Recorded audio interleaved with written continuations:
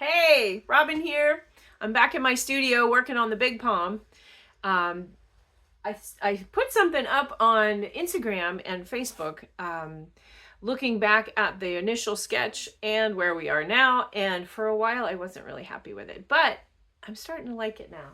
I'm really enjoying the contrasting colors. I'm enjoying the negative spaces that are being created, and that's what I wanted to talk to you about today, was negative spaces and how important it is to not only paint the subject but also pay attention to the stuff around it and how that can enhance your painting.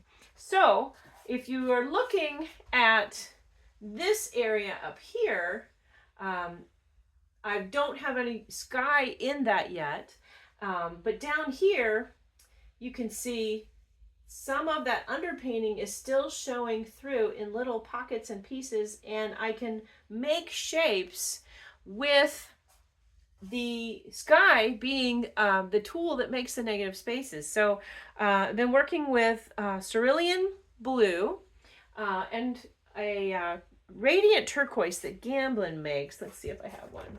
Okay, so radiant turquoise, and where's my cerulean? Where is it? I didn't use it all up. There it is. Okay. These two right now. I also like to use ultramarine blue for the top of the sky. I think I talked about that before, but the darker blue is good for the top of the sky. The lighter blue is down toward the horizon. That's what happens in nature. So if you put that in your painting, you're mimicking what the sky does. Down at the horizon line, the sky has, it's affected by the moisture that comes off the earth. It's also affected by the haziness or pollution, or there's all kinds of stuff that can change the color of your sky. So if you start off with a teal at the horizon line and then you move upward, this one doesn't get too dark because I don't want it to take away from the darkness of the palm fronds. I'm enjoying these dark shapes, especially on this side.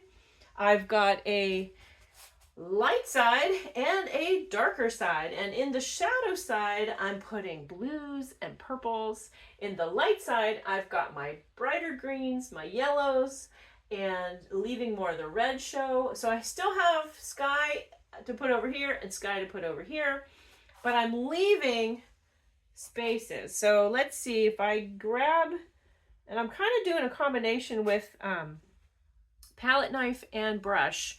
And one of my favorite brushes is a rosemary brush, but I also like the silver. Silver is made in America, rosemary is made in England, but they're both very similar, and they're synthetic bristles. My long flats, I always like long flats. If you're used to using brights, try a long flat because it'll bend, it'll hold more paint, and you're not scratching the surface, you're actually bending the bristles when you make the stroke. A bright is not going to give you that. Let's see if I have a bright up here. So I probably don't because I don't like them. Here's a stubby one. Okay, so if you look at the difference between the length of the bristles here, this is a bright and this is a flat. Get another flat up here.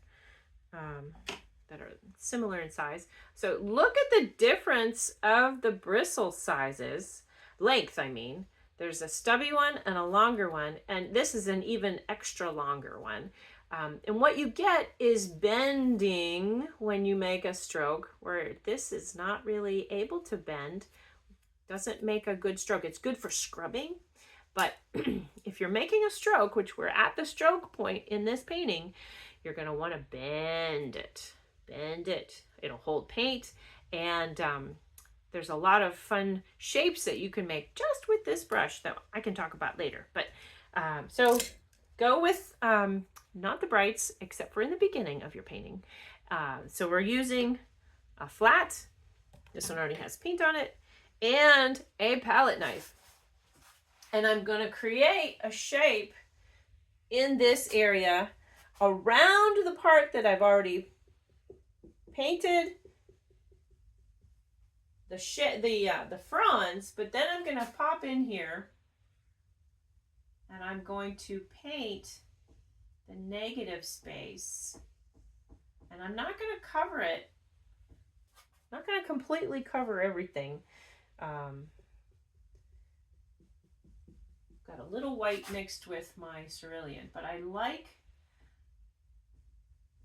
that orange stroke there. That's going to stay orange. There's one up here. So some of these frond points are going to be orange just because I'm not painting them. I'm painting around them. There's one here. Got the sky going through there. You can pop a little sky there.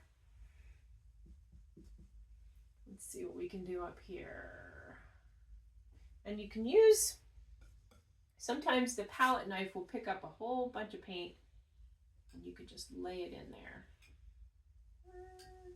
But I'm going to leave, even though my painting stops there with the green, I'm going to leave that orange. I don't know if you can see that okay. I'm going to leave that orange tip to that frond. Just don't paint it. So let's do another one here. We've got more showing here. Yeah, now I like that little pocket there. We're gonna leave that alone. That the nice thing about using a palette knife with a stroke is you get a random, the paint is deposited kind of randomly. So if you want holes and stuff in that stroke, it doesn't cover fully. And that's kind of fun too. It's like, surprise. Oops. There. So give that a try. Negative space painting can really enhance. You can incorporate the background color that you use. Toning your canvas. You can see my tone canvas was red. I've got a lot of cools on top of it. So I'm getting that zing from the complementary colors. The orange and the blue are complements. They zing when they're together.